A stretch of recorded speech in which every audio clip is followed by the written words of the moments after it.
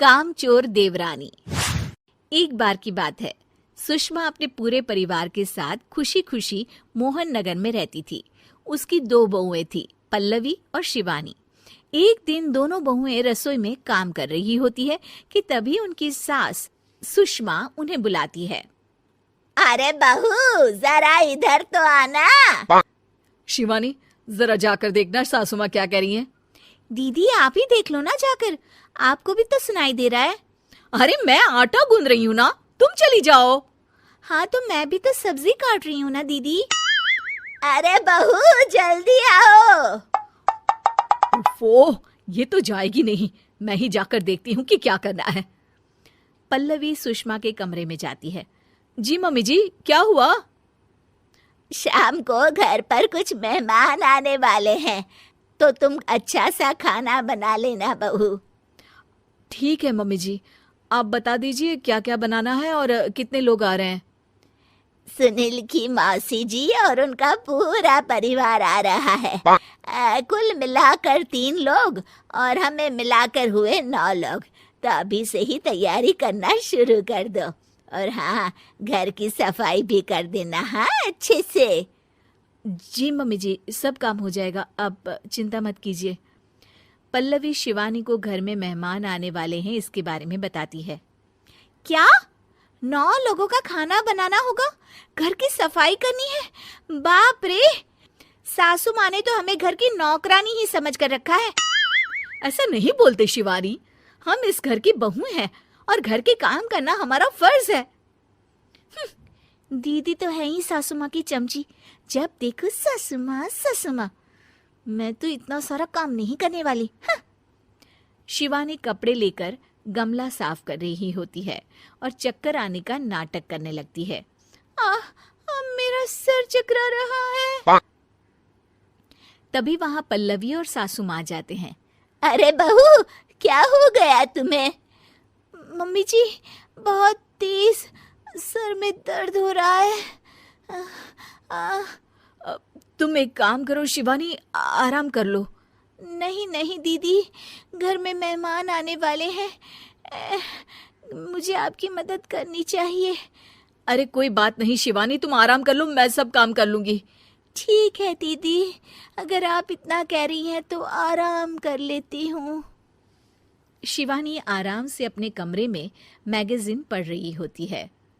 इसे कहते हैं आराम की जिंदगी।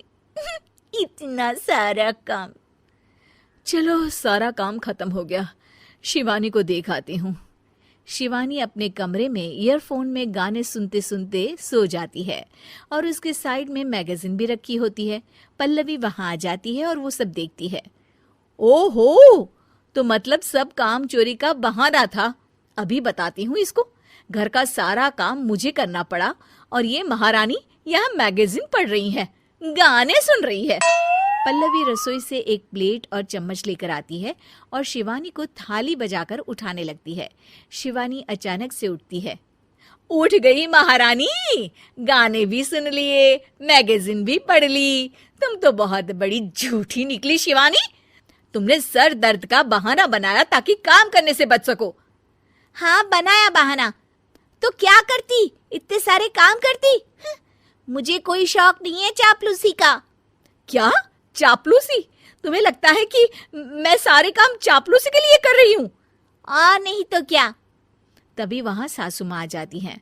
अरे बहू, वो लोग बस आने ही वाले हैं, तुम तैयारियां कर लो। जी सासू माँ, तुझे तो मैं बाद में देखती हूँ। सब खाना खाने बैठते हैं और खाना शुरू करते हैं। तभी सुनील की मौसी बोलती है। वाह भाई वाह, खाना तो बहुत ही अच्छा बना है सुषमा जी, एक एक चीज में क्या स्वाद है। ये सुनकर शिवानी मुंह बना लेती है। उसे अपनी जेठानी की इतनी तारीफ रास नहीं आती।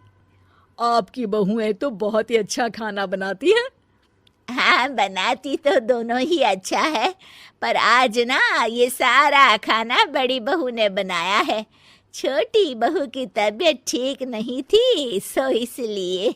मानना पड़ेगा सुषमा जी, आपकी बड़ी बहू तो बहुत ही गुणवान है। पल्लवी की तारीफ सुनकर शिवानी को जलन होती है। पल्लवी ये सुनकर खुश हो जाती है और शिवानी की तरफ देखकर उसे चिढ़ाती है। कुछ देर बाद मेहमानों के जाने का वक्त हो जाता है।